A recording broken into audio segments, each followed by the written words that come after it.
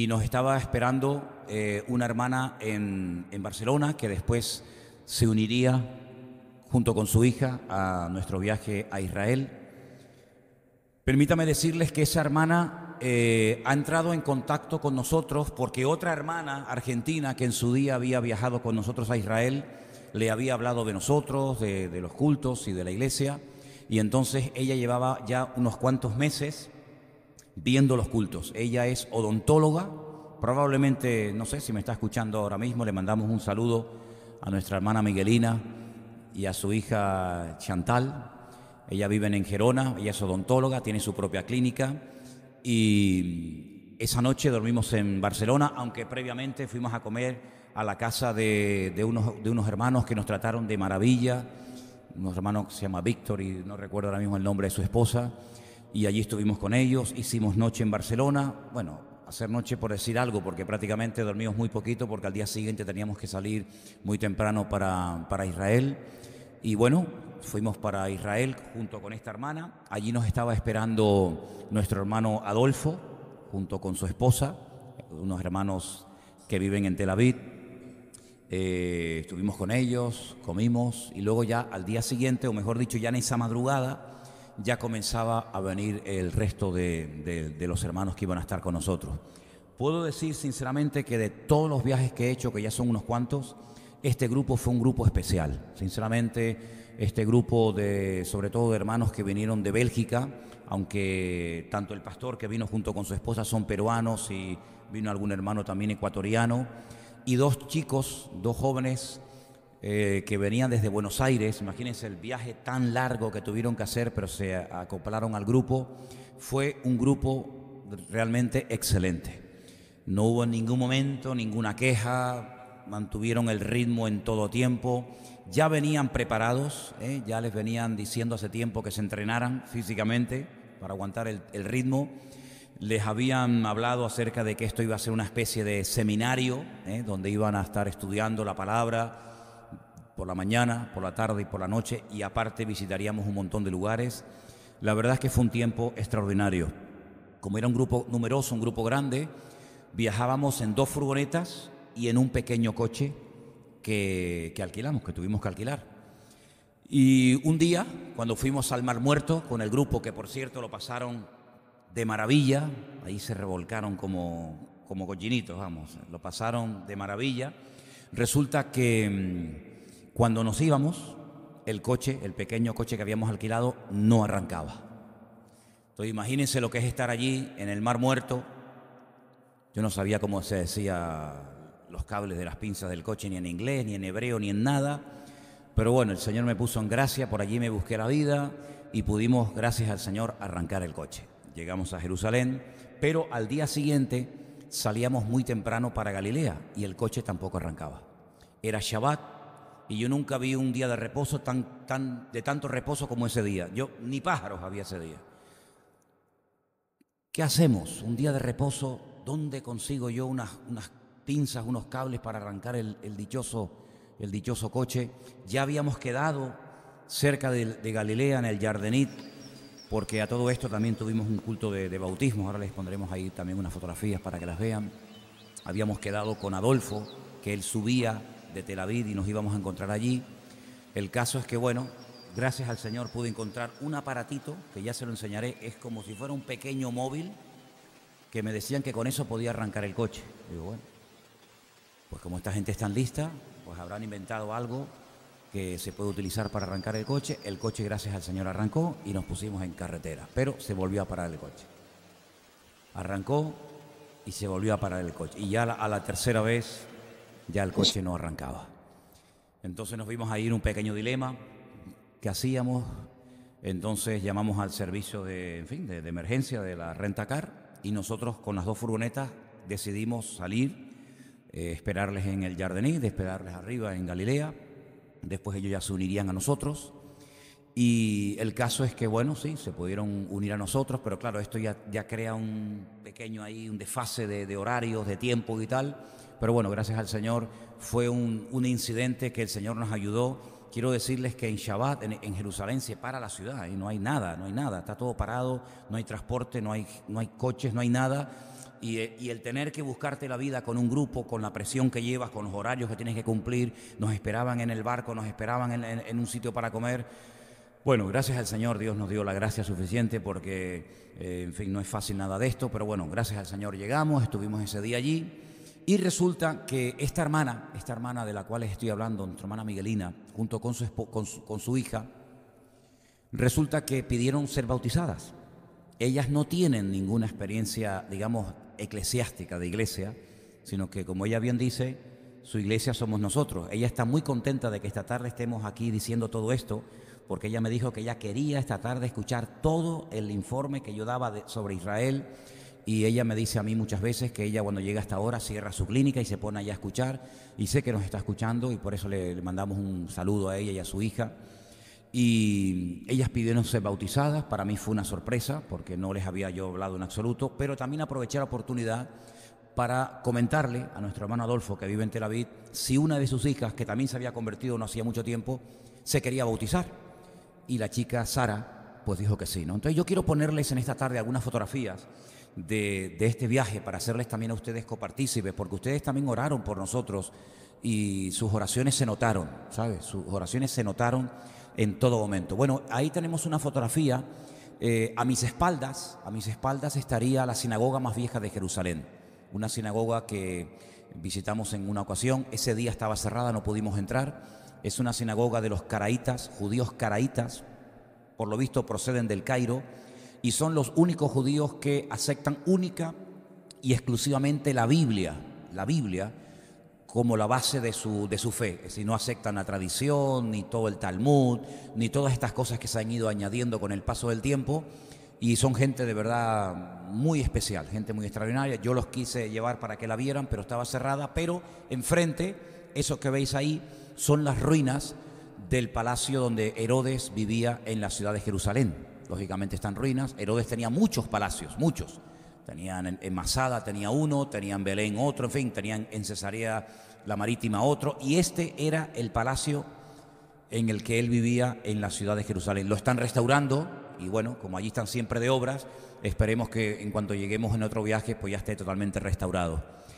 Esa es la tumba, el jardín de la tumba, y ahí adentro hubo un tiempo de quebrantamiento tremendo. Los jóvenes que vinieron de Argentina, junto con estas hermanas que les estoy comentando, entraron y el Señor les tocó, les quebrantó, y ahí estaban llorando y quebrantadas. Ese es el único lugar de Jerusalén que está, digamos, custodiado o cuidado por hermanos cristianos evangélicos, ¿vale? Entonces ahí trabaja un hermano que algunos de ustedes conocen, se llama César, muy agradable, un chico paraguayo, bajito, yo le digo un pequeño gran hombre, y allí pues siempre hay que ir, y allí además celebramos la Santa Cena, el pan y el vino, y es un lugar muy especial porque al lado está lo que sería el Monte de la Calavera, que cada vez se puede ver menos por el tema del tiempo, el deterioro, la erosión, pero bueno, esa es la puerta de acceso al sepulcro donde estuvo el Señor Jesucristo hace 2000 años. Por supuesto está vacío, no vayan a pensar ustedes que está dentro, sería una tragedia, ¿no? Ir a Jerusalén y encontrarnos el cuerpo de Cristo dentro. Recuerdo que en un viaje un hermano una vez me preguntó: hermano, ¿qué venimos a ver aquí? Y le dije: ¿aquí? Nada. No, pensaba que veníamos a ver algo. Digo, bueno, aquí venimos a ver una tumba vacía. Gracias al Señor que está vacía, ¿vale? Ok, ponemos la otra foto. Esto es, bueno, salimos un día de la casa caminando, bordeando las murallas de Jerusalén, y ya comenzábamos el día muy temprano en la mañana y estábamos todo el día caminando de un lugar para otro, explicando muchísimas cosas del viaje. Y ahí estamos en la Jerusalén del tiempo de los romanos. Ustedes pueden ver los edificios por encima de nuestras cabezas. Jerusalén ha sido destruida muchas veces, entonces cada vez que se destruía, se construía encima, se destruía, se construía encima. Por lo tanto hay muchos niveles, pero hay una parte, una avenida de la época de los romanos que se llama el Cardo, y es una avenida que se puede caminar. Entramos por aquel túnel que ustedes ven al fondo, y allí es el barrio judío, y esa era una mañana paseando con los hermanos. Nos cogió mucho calor, fue un tiempo de mucho calor, por eso voy a ir con mis sandalias y en otras ocasiones con un pantalón corto porque hacía mucho calor. Así que bueno, seguimos. Ahí estamos ya en pleno desierto de Judea. Ese es el grupo de los hermanos. Ya digo, había hermanos de Bélgica, aunque eran peruanos, alguno ecuatoriano. También teníamos los dos chicos argentinos y teníamos estas dos hermanas, Miguelina, que es de la República Dominicana. Su papá fue embajador de República Dominicana en Israel, junto con su hija Chantal, aunque viven en Gerona, ¿no? Y esa es una fotografía que sacamos en pleno desierto de Judea. Allí a la altura del pantalón rojo de esa hermana a la derecha, allí veis como un arbolito al fondo. Ese es el famoso camino del buen samaritano, el real, el que se puede transitar todavía desde la ciudad de Jericó, donde vivían los sacerdotes, hasta la ciudad de Jerusalén. Ese es el famoso camino del buen samaritano, donde se cuenta la historia de aquel hombre que cayó herido. En fin, todos conocéis la parábola, ¿no? La historia. Bueno, un hermano, una noche, un hermano ecuatoriano, dijo: ay, pero la cocinera es española. Una hermana extraordinaria, estrella, se llevó todas las estrellas, porque la verdad que fue una bendición tener a esta mujer allí. Y este hermano le dijo: ay, pues si usted es española, una noche nos debería hacer una paella. Pero lo dijo así, ¿no? Como sin querer. Y al día siguiente, miren qué pedazo de paella nos hicieron. A los hermanos les gustó muchísimo. Y fue una sorpresa, fue una bendición el poder comer esa noche ese pedazo de paella, ¿no? ¿Ok? Ese fue el día que los hermanos llegaron. Están un poquito desordenadas las fotografías. Detrás del grupo, ustedes ven, creo que se puede ver bien, ¿verdad? Ok, se ve una menorá gigante. Esa menorá la hizo Salvador Dalí y fue un regalo que en su tiempo Salvador Dalí, el famoso pintor y artista catalán, pues regaló a Israel. Y claro, cuando llegas al aeropuerto y sales del aeropuerto y te encuentras ese pedazo de menorá gigante, pues es la primera foto que la gente se hace nada más llegar al país, ¿no? Claro, los hermanos venían de Bélgica, todos estaban abrigados y tal, pero bueno, ya durante el día ya podéis ver que ya nos tuvimos que poner ropa de verano. Ahí estamos en pleno desierto de Judea, dando las explicaciones correspondientes. Ese es el pastor Eduardo. El pastor Eduardo es el pastor de la iglesia de Bélgica. Él vino con su esposa y con un grupo de hermanos de su congregación. Y ahí ya habíamos terminado el bautismo en el río Jordán, ¿vale? Un hermano encantador. Esta es nuestra hermana Miguelina. El día de su bautismo estaba muy, muy emocionada. Y bueno, la verdad que fue un tiempo muy especial. Gracias al Señor el agua no estaba tan fría como en otras ocasiones. Y ahí era ya saliendo del agua, bueno, en plena efervescencia, en pleno gozo y alegría, ¿no? Y creo que esta es su hija Chantal, una chica de 19 años, que cuando yo pedí que dieran algún testimonio antes del bautismo, dijo algo que nos quebrantó a todos. Ella dijo: desde que llegué a Israel tengo una voz metida en la cabeza que me dice continuamente: yo te amo y morí por ti, yo te amo y morí por ti. Digo, bueno, pues ese es el Señor, el que te está hablando, ¿no? Y esa es su hija. Esta es la familia de nuestro hermano Adolfo. A la derecha mía está su niño, Johanan, el pequeñito. Al centro está su esposa Paula y a la izquierda están sus dos hijas, Sara y Mafe. Ellos se unieron a nosotros y pasamos todo el día sábado juntos, y ese es en el barco que navegamos habitualmente en el mar de Galilea. Ahí estamos en la casa de Jerusalén. Una mañana íbamos a salir y ahí nos hicimos una foto en la fachada de la casa. Gracias al Señor por este lugar tan hermoso, tan céntrico, que nos permite ir caminando a los lugares principales de la ciudad de Jerusalén. Decirles que el Señor nos guardó, aunque había paz por todas partes. No tuvimos en ningún momento sensación de peligro, ni muchísimo menos. Yo sé que ha habido cosas que se han dicho y tal, pero nosotros, gracias al Señor, en todo momento estuvimos bien, estuvimos protegidos y disfrutando, y nos llamó como siempre la atención que Israel es un país de millones de jóvenes, de miles y miles de jóvenes. Ves jóvenes por todas partes, la gente contenta, la gente muy, muy tranquila, a pesar de lo que haya a su alrededor. No hay más, ¿no? Vale. Y el Señor, pues gracias al Señor, fue muy bueno. El grupo estuvo muy tranquilo, muy bendecido en todo tiempo, y probablemente en el verano un grupito de estas hermanas de Bélgica, lo más probable es que cuando Elena haga una actividad con las hermanas, lo más probable es que ellas vengan Y bueno, ya también tenemos confirmación de que esta niña Chantal, la que se bautizó, va a venir al campamento de jóvenes. Y también hablando con Adolfo ayer, que estuvimos hablando más de 1 hora y media desde Jerusalén, desde Tel Aviv, me decía que va a hacer todo lo posible para que sus 2 hijas y su esposa puedan venir en agosto también para que puedan asistir al campamento, ¿no? No somos conscientes, yo siempre lo digo, yo el primer sorprendido de la repercusión que tienen el hecho de que muchas personas puedan ver los cultos desde sus hogares, no porque por el hecho de que no quieran venir a la iglesia, sino porque no tienen iglesia. Y esta congregación, nosotros nos hemos convertido en su iglesia. Esta hermana Miguelina me decía que ella no tiene una iglesia donde poder congregarse. Vive en un pequeño pueblo de la provincia, de la región de Gerona, pueblo de 6-7 mil personas, no hay congregación. Y hay un grupo de hermanos, tal vez 10-12 hermanos, que siguen nuestros cultos habitualmente, que no tienen dónde congregarse. Yo me he comprometido con ellos cada vez que pueda hacerles una visita, ¿vale? Para poder estar allí con ellos y ministrarles y participar de la Santa Cena y estar con ellos allí unos días. Oren por este grupo. Nuestra hermana Miguelina también quiere venir en el verano. Bueno, si vienen todos los que han dicho que quieren venir, no vamos a caber en la isla, ¿eh? Pero bueno, oren por todas estas personas que me dicen que les diga. Yo les digo lo que ellos me dicen. Valoren lo que tienen. Valoren el hecho de que usted pueda venir a una iglesia. A ellos les gustaría y no pueden. Valoren el hecho de poder tener un pastor. A ellos les gustaría tener un pastor, digamos, físico, y no lo tienen. Entonces, que valoremos todo lo que el Señor nos ha dado, porque no en todas partes los creyentes tienen las oportunidades y el privilegio de congregarse y de reunirse como nosotros lo tenemos aquí, en este hermoso lugar, aquí en plena ciudad. Porque yo el otro día, hablando con Elena, le decía, oye, qué bueno que el Señor haya puesto esta iglesia en el centro de la ciudad.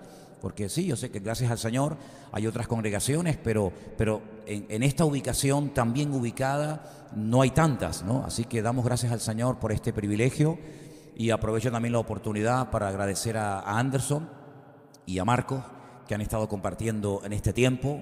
Sin ellos sería imposible el que yo pudiera salir. Ustedes saben que mi ministerio no solamente es un ministerio de puertas para adentro, sino es también un ministerio de puertas para afuera. Y usted tiene que ser comprensivo, usted tiene que entender esto. Su pastor es un pastor de pastores. Su pastor tiene también otras responsabilidades fuera. Y mi ministerio no es única y exclusivamente atenderles a ustedes los jueves y los domingos, ¿no? Sino que tengo muchas más responsabilidades y mucha gente, ¿verdad? Y entonces usted tiene que entender que de vez en cuando tenemos que salir, porque es nuestra obligación, es nuestro ministerio. Nosotros ya vamos a hacer dentro de muy poco tiempo 40 años de ministerio, y en tantos años, pues oye, se abren muchas puertas, muchas posibilidades, muchas cosas. Cuando volvimos de Israel tuvimos un retiro. Bueno, dormimos en la casa del pastor Antonio, que como siempre son excelentes, su trato, mandan saludos para la iglesia. Estuvimos con ellos la noche del miércoles durmiendo, y el jueves me pidió predicar en su iglesia. Y bueno, allí pues hay un montón de hermanos que también nos aprecian mucho, nos quieren mucho, sobre todo son hermanos de Perú, muchos de ellos. Y entonces ya al día siguiente salimos para Sicilia, esta isla que me quedé sorprendido lo larga que es. Tiene 27.000 kilómetros cuadrados. ¿Saben cuántos kilómetros cuadrados tiene Tenerife? 2.700. Si Tenerife es el 10% de Sicilia, decimos, yo, Tenerife, qué grande, y de aquí al sur la gente dice, uff, ¿sabes qué larga es Sicilia? 450 kilómetros de larga. Es una isla grande, ¿eh? Es una isla muy grande con más de 6 millones de habitantes, ¿no? Y allí estuvimos en un retiro el viernes, el sábado y el domingo. Del retiro les hablaré en otro momento. No voy a hablar hoy del retiro porque el día que les hable de este retiro, pues no quiero que salga nada al aire porque son otras cuestiones, pero allí estuvimos viernes, sábado y domingo. Los hermanos nos trataron de maravilla. Estuvimos con el hermano Daniel, me preguntaron por ti, por Conchi, Daniel, su esposa Flor, y vinieron hermanos también de Suiza y de otros lugares, y bueno, gracias al Señor allí estuvimos también muy bien. Y el domingo terminó el retiro y tuvimos que volver otra vez a Milán, y entonces allí en el aeropuerto, pues claro, no era prácticamente factible el ir a la casa de Antonio, dormir para volver a levantarnos, y entonces nos quedamos allí en el aeropuerto y nos hicimos una chabola allí con las maletas, nos rodeamos allí con las maletas, nos hicimos una chabolita y allí pasamos la noche y al día siguiente venimos para acá y estamos muy agradecidos por este tiempo en el que el Señor nos ha permitido llevar almas nuevas a sus pies. Eso para mí es lo más bonito de todo, ¿sabes? Para mí lo más bonito es que cuando yo el viernes prediqué en ese retiro, hice un llamamiento y 4 personas pasaron adelante, personas nuevas. Uno de los pastores me dijo que 2 personas que habían pasado era un matrimonio que hacía muy poquito tiempo, 2 o 3 cultos habían ido a su iglesia, pero que aún no se habían convertido, aceptaron al Señor junto con otras 2 personas. Y para mí eso es la alegría y el gozo más grande, el poder llevar almas a los pies de Cristo. Aparte de poder, pues en fin, ayudar y bendecir a otras muchas personas, ¿vale? Entonces, este mes de mayo tenemos 2 eventos importantes. Les explico. El día 30 de mayo es el Día de Canarias. Es un día festivo, ¿vale? Creo que cae el miércoles, ¿sí?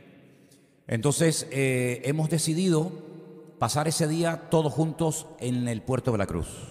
Los hermanos están preparando, con motivo del Día de Canarias, unos stands y comida y tal. Si alguien quiere sacar la ropa de mago de canario del armario e ir con la ropa típica, estupendo, porque ese día pega bien, ¿vale? Ya otro día no. Pero si el día 30 quieren ir a pasar el día juntamente con nosotros allí, pues sería excelente, porque todo lo que se recaude, ¿vale? La comida que compremos allí, todo lo que se recaude se va a destinar para poder terminar ya las obras y la ampliación que se está haciendo en la piscina del Puerto de la Cruz, ¿de acuerdo? Entonces, animo a que todos vayan, es un día festivo, creo que nadie trabaja, no hay estudio, no hay escuela, por lo tanto suban el día 30. ¿Pues a qué hora? Pues no sé, 11, 11:30, 12 de la mañana, en fin, la hora que ustedes quieran. Vamos a estar allí, haremos reuniones y cantaremos y estaremos todos juntos ese día en el Puerto de la Cruz. ¿Qué día es? El 30, con motivo del Día de Canarias. Perfecto. Si quieres llevar alguna visita, si quieres llevar a alguna persona nueva, pues excelente, sería estupendo.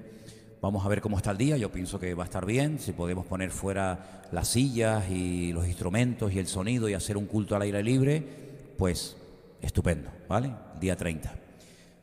Pero el domingo anterior, el domingo día 27, vamos a tener aquí algo histórico. Algo histórico. No lo hemos hecho nunca. Bueno, lo hice una vez, en el Puerto de la Cruz. Anderson lleva con nosotros en la iglesia 10 años. En estos 10 años ha mostrado fidelidad, ha mostrado madurez y crecimiento. Él ha sido hasta el día de hoy, y seguirá siéndolo, el responsable de los jóvenes. Para mí ha sido un alivio el tener a Anderson encargado de los jóvenes, porque yo no he tenido nunca que preocuparme por campamentos, por retiros, por cultos, por salidas, sino que él lo ha llevado estupendamente. Y yo creo y quiero, ya lo hemos hablado con Marcos y con otros hermanos de la congregación, el día 27, domingo por la tarde, yo quiero nombrar como copastor de esta iglesia a nuestro hermano Anderson, para que lo sepáis. Estaba por ahí, pero no lo veo. ¿Se fue? Ok. Él va a ser a partir del día 27 de mayo el copastor de esta iglesia, ¿vale? No, el chico que lleva a los jóvenes. No. Cuidado cómo hablas, ¿eh? Un respetito. Ninguno tenga en poco tu juventud. Yo le diré a él lo que tiene que hacer, pero a ustedes le digo respeto. Que yo fui pastor con 19 años, ¿vale? Y con 21 ya tenía mi primera iglesia. Entonces la edad, no mezclemos las cosas porque entonces no vamos a entender. Entonces el día 27 los hermanos del Puerto de la Cruz van a venir, ¿vale? Es un día histórico, un día bonito, sobre todo para él y para su familia, ¿no? Entonces vamos a orar, vamos a imponerle las manos, vamos a orar por ellos y vamos a tener un culto especial el día 27 de mayo. ¿De acuerdo, hermanos? Así que tenemos estos 2 eventos. El día 27, el nombramiento de copastor de Anderson, y el día 30, el Día de Canarias, vamos a pasarlo juntos. En junio, el mes de junio, confío, y ya me reuní ayer con Marcos y bueno, ¿Estamos de acuerdo en esto? Vamos a confiar de que la piscina ya esté totalmente terminada del Puerto de la Cruz y queremos tener bautismos, ¿vale? Entonces, yo no veo esta tarde a Juan Manuel, este chico cubano, no está, pero Manuel me había dicho que se quería bautizar. Bueno, si hay algún hermano más, alguna hermana, algún joven, alguien que quiere aprovechar para bautizarse en el mes de junio, háblate conmigo lo antes posible, ¿vale? Porque queremos en el mes de junio, antes de que ya comience el verano, tener un culto de bautismos y va a ser también un día muy bonito, ¿de acuerdo? Así que ténganlo presente.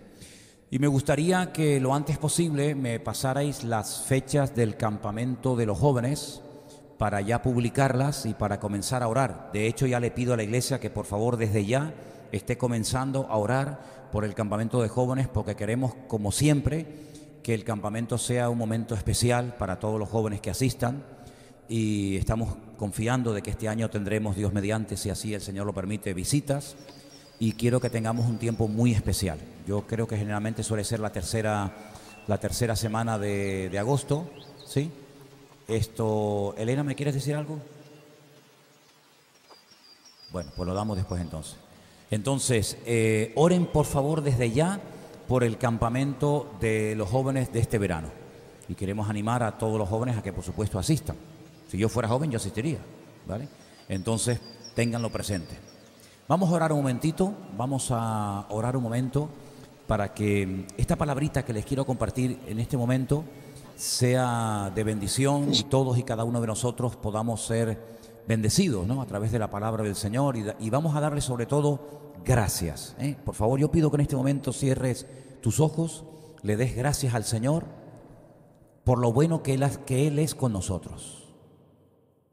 Dios ha sido tremendamente bueno siempre con nosotros y lo va a seguir siendo, porque Él no cambia, Él es el mismo, ayer, hoy y por los siglos.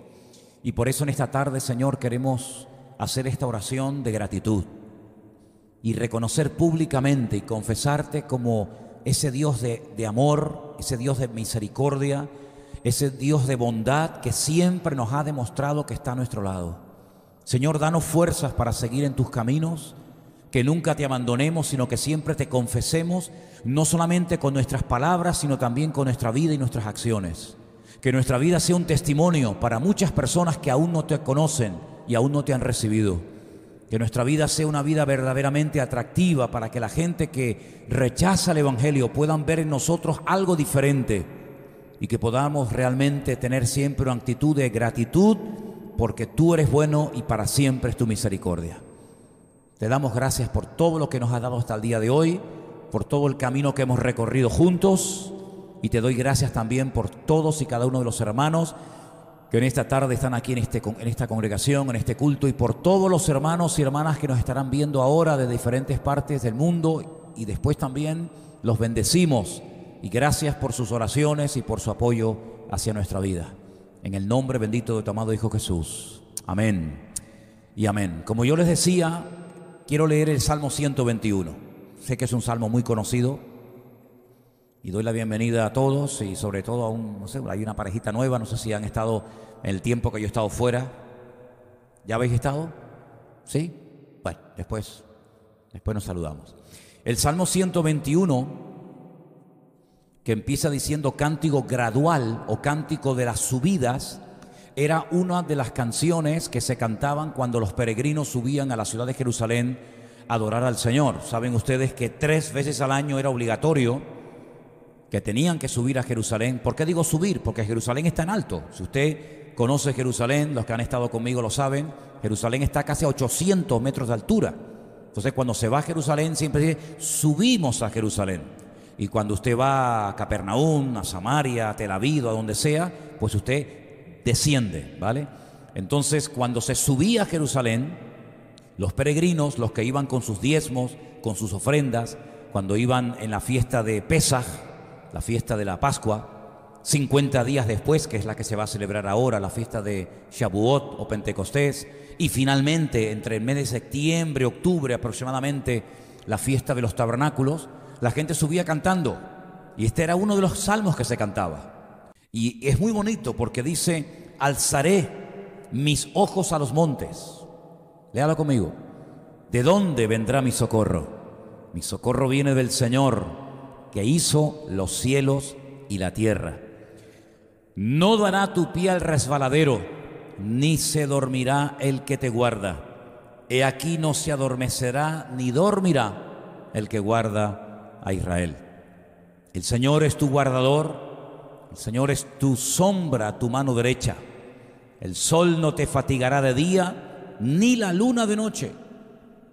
El Señor te guardará de todo mal, Él guardará tu alma. El Señor guardará tu salida y tu entrada desde ahora y para siempre. ¿Cuántos dicen amén? Salmo hermoso, que por cierto, antes de ayer vino Anderson con Vanessa y los niños a hacernos una visita, y Benjamín lo sabe de memoria, así que usted también apréndaselo. Son solamente 8 versículos y es muy facilito de aprendérselo. Alzaré mis ojos a los montes, ¿de dónde vendrá mi socorro? Saben, tuve una experiencia, fuimos a una tienda a comprar unas especies y había 2 mujeres judías hablando entre ellas, y una le decía a la otra: tengo tantos problemas, estoy tan cargada, tan agobiada. Y le dije: ¿le puedo decir algo? Se quedaron así. Le digo: y se quedaron, y le cité todo el Salmo 121. Y me dice una de ellas: gente como tú tiene que venir aquí para que nos digan esas cosas. Digo: bueno, pues nada. Así que la confianza que tenemos en el Señor está a prueba de bombas, ¿sí o no? ¿Y por qué confiamos tanto en el Señor, hermanos? ¿Por qué será? ¿Por qué será? ¿Es que seremos fanáticos? No. Lo que pasa es que la confianza en el Señor está a prueba de bombas, porque Él nos ha demostrado que nos podemos confiar, podemos fiarnos de Él, y Él nunca nos va a fallar. Mire, hemos leído en parte de este salmo en esta tarde: el Señor es tu guardador a tu mano derecha, y dice: Él no se adormecerá, es decir, no se quedará dormido. ¿Cuánta gente se ha quedado dormido en un tiempo de guardia? ¿Cuántos soldados se pueden quedar dormidos en su puesto de guardia? Yo me acuerdo una vez, cuando estaba en el ejército, que tuve que ir a relevar al chico que estaba en el puesto de guardia, y estaba dormido. Estaba totalmente dormido. Eso es un delito. Puedes terminar con tus huesos en la cárcel.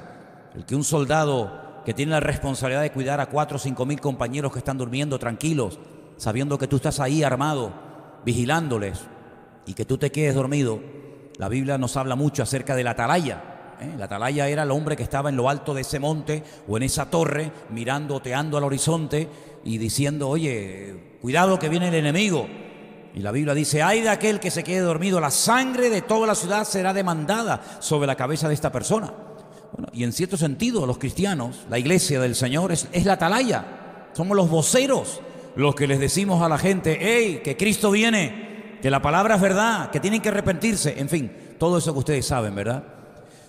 Y saben, una vez leímos hace poco aquí en este mismo púlpito que la guardia personal del rey Saúl se le quedó dormida.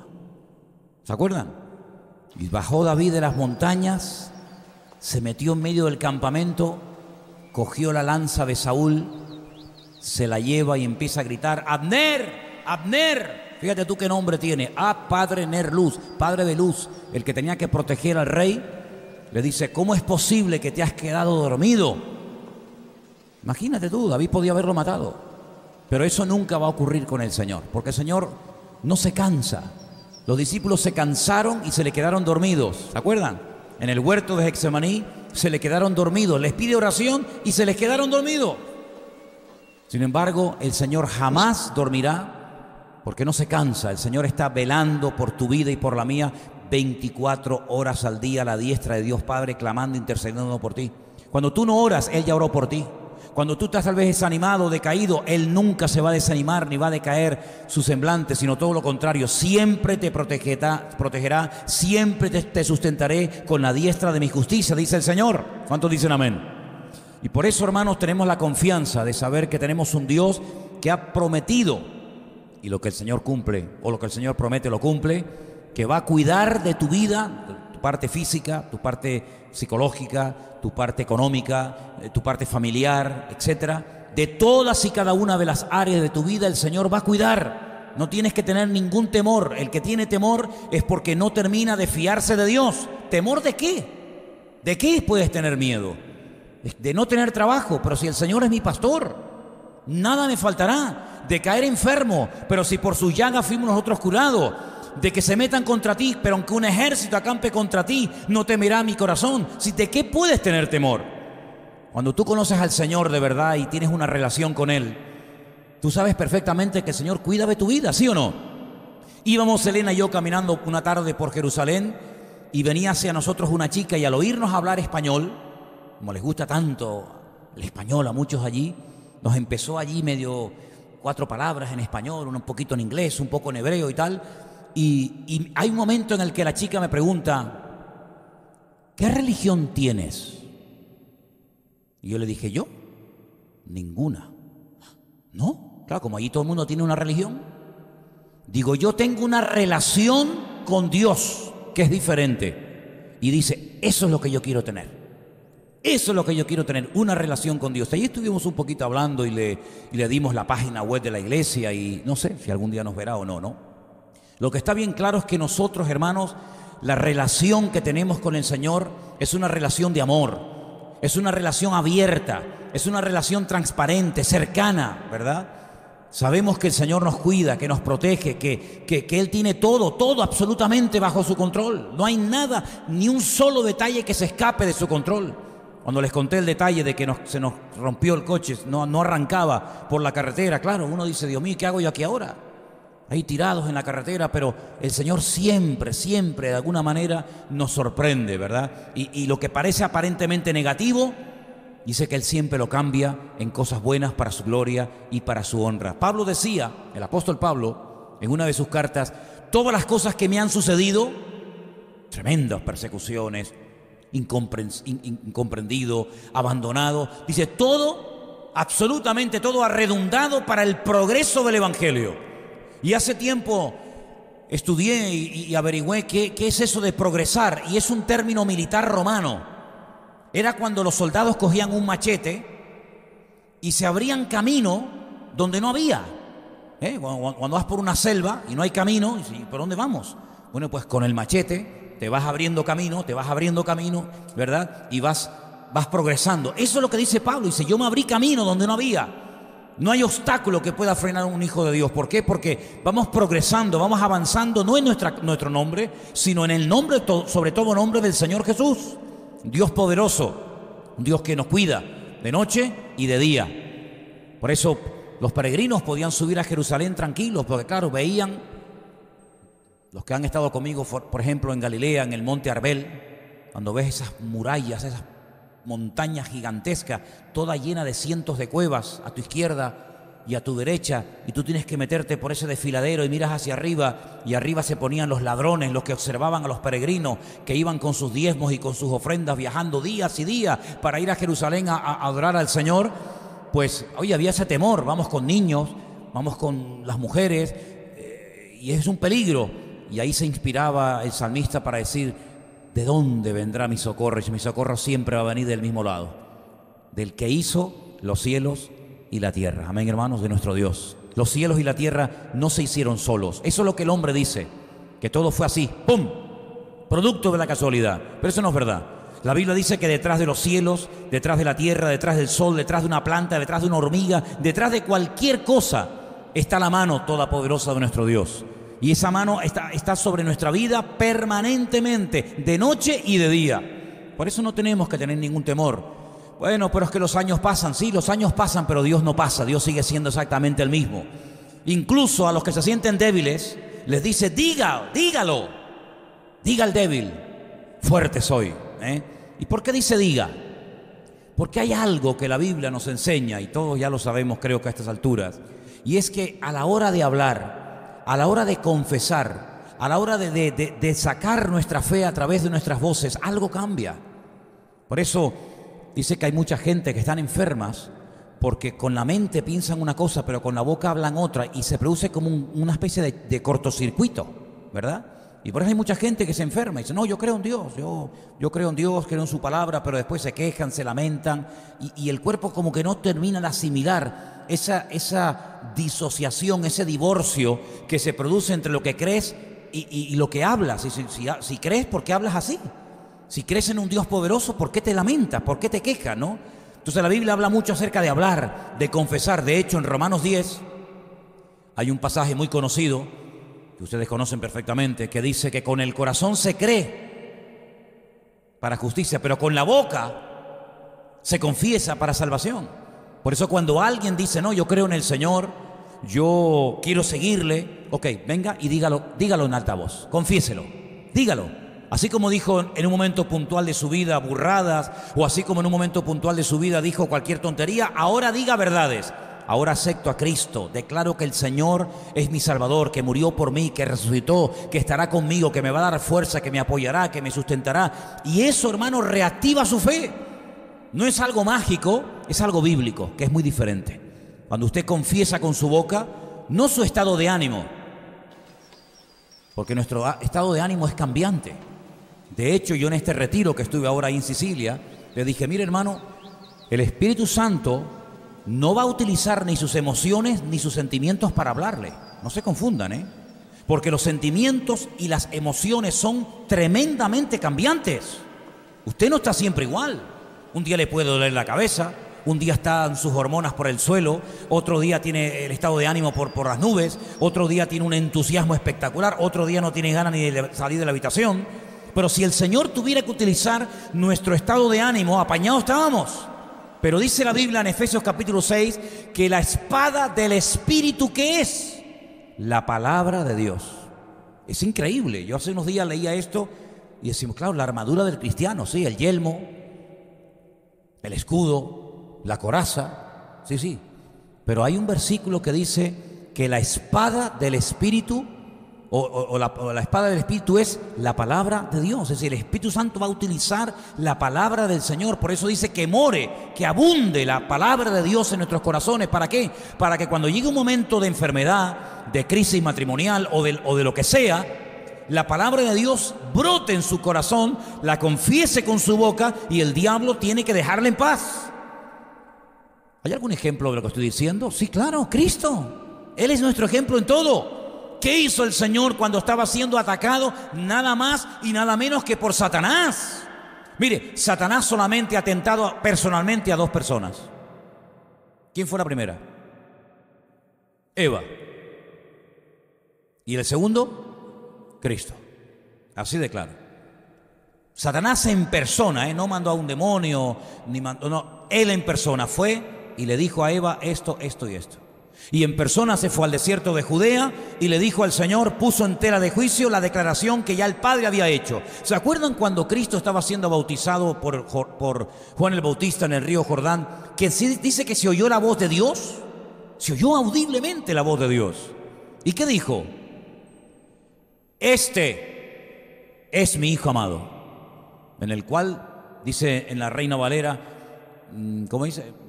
Tengo tu complacencia. Bueno, eso es como pongo toda mi confianza, mi apoyo, mi aval, deposito todo en Él. ¿Quién dijo esto es mi Hijo amado? ¿Se lo inventó el Señor? ¿Se lo dijo Juan el Bautista? No, Dios el Padre habló claramente y decretó en aquel día que ese era su Hijo amado. Se va al desierto ¿y qué le dice Satanás? Si eres el Hijo de Dios, dile a estas piedras que se conviertan en pan. ¿Cómo que si soy el Hijo de Dios? Claro que lo soy. Satanás sabía perfectamente que el Hijo de Dios era Él. Pero Él siempre viene a cuestionar, siempre viene a enredar, siempre viene, ¿verdad?, a decir, bueno, Dios dice blanco, es negro. Y Dios dice no morirá, yo te digo sí morirá. Y siempre viene a decirlo todo al revés. Y el Señor le dijo, escrito está. Escrito está. ¿Dónde está escrito? Aquí, en la Biblia. Escrito está. Y la segunda vez que le tienta, ¿qué le dice? Mira, Satanás, ven, vamos a ver, yo quiero hablar contigo y para que entres en razones, para que entiendas. No, escrito está. Punto. La tercera vez, escrito está. Las 3 veces que por lo menos en la Biblia tenemos registrada la tentación de Cristo, la respuesta La actitud de Cristo sí me fue igual. Escrito está, escrito está, escrito está. Luego Él tenía una fe tremenda, como tú y yo tenemos que tenerla, en lo que está escrito. Porque la palabra de Dios no hay que inventarnos, sino que está escrita. Y está escrita en muchos idiomas, en alemán, en inglés, en japonés, en chino, en español, en hebreo, en griego, para que todo el mundo sepa lo que Dios dijo y lo que Dios no dijo. Y cuando el Señor Jesucristo utilizaba la palabra, estaba utilizando la espada y el diablo tenía que marcharse. Claro, después Él viene e insiste otra vez, ¿no? Pues vuelve tú también con lo mismo. La Biblia dice, someteos a Dios, resistid al diablo. ¿Y qué pasa? Huirá de vosotros, huirá de vosotros. Si al Señor le funcionó, si la estrategia del diablo fue desbaratada por el poder de la palabra de Dios, hagamos lo mismo, hermanos, hagamos lo mismo. Cuando vengan las tentaciones, que a lo mejor nuestras tentaciones no se comparan con las tentaciones que tuvo el Señor, pero da igual, cada vida es su mundo. Y usted sabe cuando el enemigo le está atacando, pues hermano, mayor es el que está en nosotros que el que está en nosotros. Eso es lo que sabemos, esa es nuestra fe, pero nuestra fe no es algo que está ahí encerrado, que nadie se entere, sino que tiene que salir. ¿Y por dónde sale? Por la boca. Con la boca se confiesa salvación. La palabra salvación es liberación, la palabra salvación es sanidad, la palabra liberación es es como cuando descorchas una botella, ¿sí? Puede ser un contenido maravilloso, pero hay que abrirla. ¿Se acuerdan ustedes del famoso cuento de la lámpara de Aladino? Es un cuento. Pero el mago, mientras tenía el tapón, no hacía nada. Tú le quitabas el tapón, frotabas la lámpara de Aladino, salía el gordachón aquel y te decía, pídeme lo que quieras, ¿verdad? Hermano, perdone que les ponga este ejemplo, pero la palabra de Dios no es solamente para que usted la lea por las mañanas y por la noche y nada más. La palabra de Dios es una espada que usted tiene que aprender a utilizar. Entonces, cuando usted aprende esto, usted puede estar solo en una cárcel, usted puede estar solo en un desierto, en un barco, en un avión, o donde quiera que se encuentre, y el Señor le va a proteger y le va a defender a usted siempre y cuando usted sepa en ese momento esgrimir adecuadamente el texto bíblico correspondiente.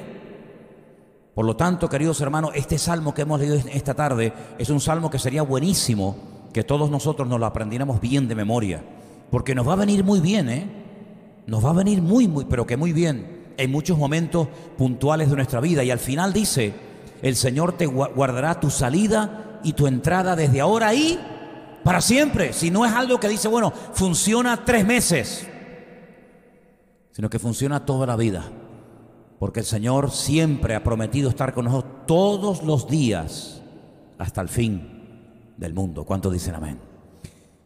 El último día que estuvimos en Israel, oíamos muchos aviones, no los veíamos, pero oíamos mucho ruido de aviones por nuestras cabezas.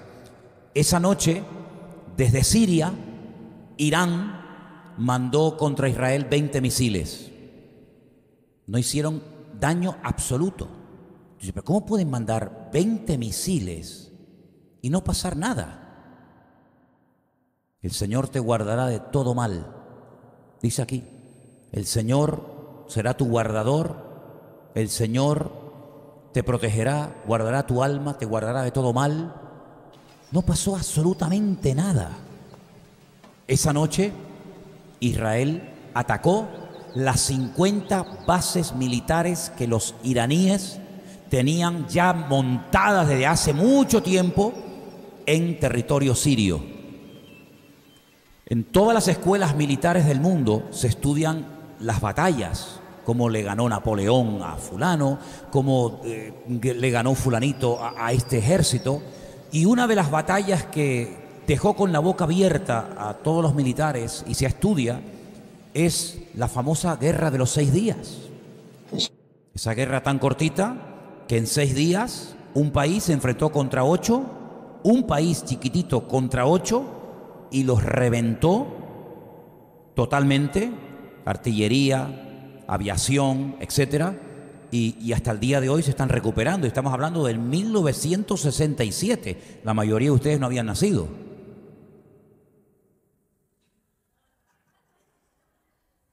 Bueno, solamente unos pocos, Pepita y yo y unos 2 o 3 más. Bueno, pues ahora se va a comenzar a estudiar la guerra de las 6 horas. No ya no los 6 días.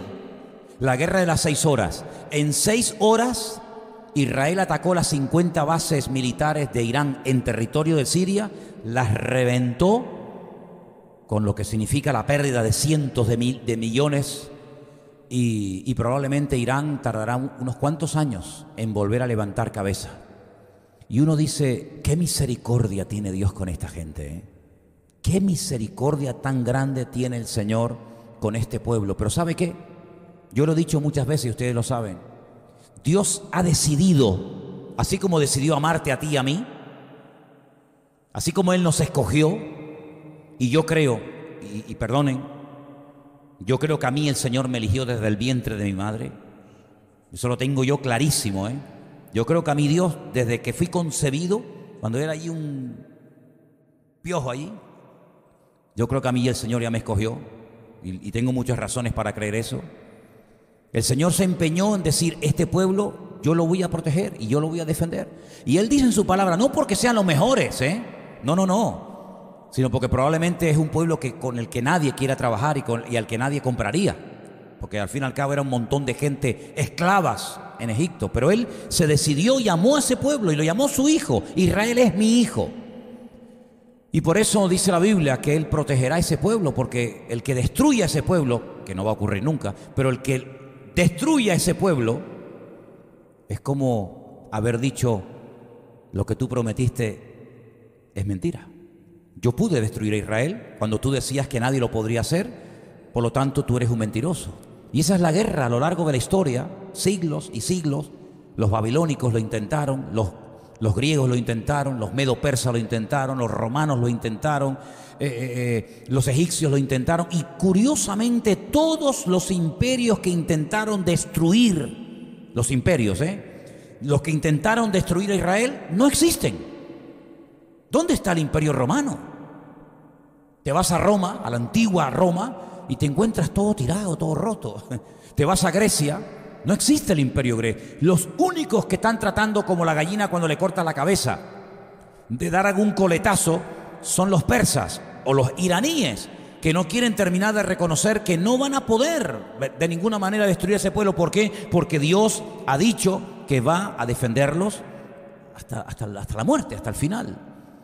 Y hay algo que Dios se ha empeñado en conseguir, y lo va a conseguir, y lo va a conseguir. ¿Saben qué?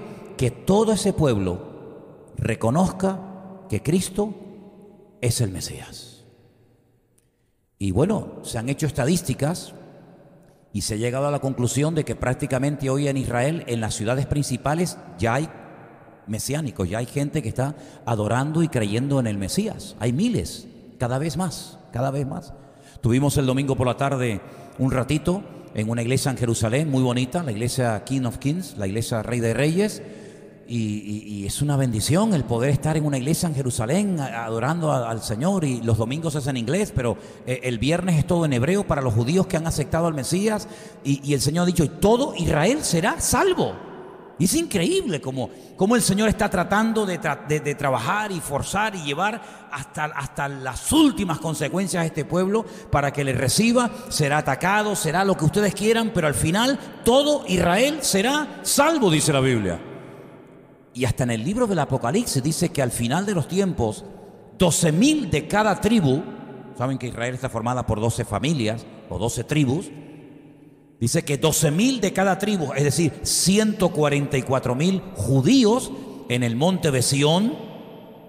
Ustedes han estado allí, donde está enterrado David y donde está el famoso cenáculo y todo eso. Subirán a ese monte y cantarán un cántico nuevo que la letra solamente la conocen ellos, y adorarán al Rey de Reyes y al Señor de los Señores. Y esa ciudad que tanta sangre se ha derramado, y esa ciudad que la han tratado de conquistar los árabes, los cruzados, los judíos, todo el mundo, pues dice la Biblia que es la ciudad donde el Señor decidió morir, resucitar, ascender y volver en su segunda venida a la ciudad santa de Jerusalén. Entonces vemos cómo las profecías se están cumpliendo, y vemos cómo Dios está protegiendo a su pueblo a pesar de que hay una presión internacional tremenda, pues el Señor no va a perder, el Señor siempre va a ganar. ¿Cuántos dicen amén? Y ese es nuestro Dios. ¿Cuántos lo creen? Ese es nuestro Dios. Quiero que cierres tus ojos ahí donde estás y le digas: Señor, gracias, porque mi Dios es el Dios de Abraham, el Dios de Isaac y el Dios de Jacob. Creo en el Dios de la Biblia. Creo en el Dios que inspiró la palabra. Creo en el Dios que amó tanto al mundo que envió a su Hijo unigénito para que todo aquel que crea en Él no se pierda, mas tenga vida eterna. Creo en el Dios de los profetas. Creo en el Dios de los discípulos. Creo en el Dios de la palabra. Y en esta tarde confieso públicamente que lo amo, que me pongo bajo su cobertura, que me someto al Dios de la Biblia, al único Dios vivo y verdadero, y tú serás siempre el Dios de mi vida. Aleluya, dígalo.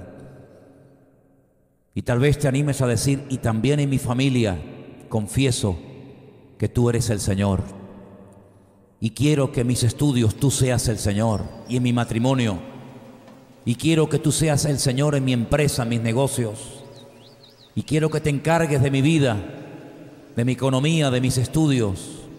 Quiero que te encargues de todos y cada uno de los detalles de mi vida, Señor. Y quiero amarte y esforzarme por honrarte todos los días de mi vida hasta tu venida, Señor. Y oramos en este momento por el pueblo de Israel y por la ciudad de Jerusalén. La bendecimos desde aquí, Señor. Desde este punto tan distante y al mismo tiempo tan cercano, oramos por la paz de Jerusalén y oramos para que tú bendigas y protejas a todo tu pueblo que allí lucha y pelea y se esfuerza por predicar las buenas nuevas del Evangelio.